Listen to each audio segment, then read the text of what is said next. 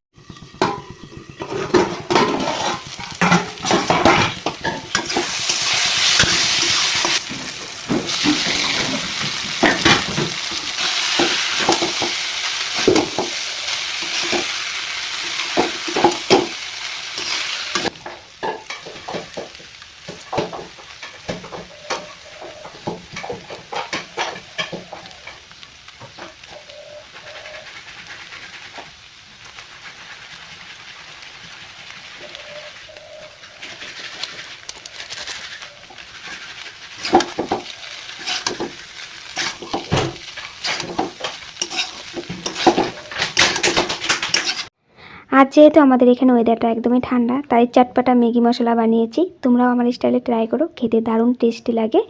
তো তারপর খাওয়া দাওয়া করে বাইরে আবার চলে আসলাম। দেখছোই তো রোদ্রু নেই, ওয়েদারটা একদম ঠান্ডা ঠান্ডা। তো এই ধুপির বাচ্চা তো দুটো ঝগড়া করছে কখন থেকেই, ভাবলাম যে চুপ করে একটু ভিডিও করে নিই, তাই তোমাদের সাথে শেয়ার করলাম।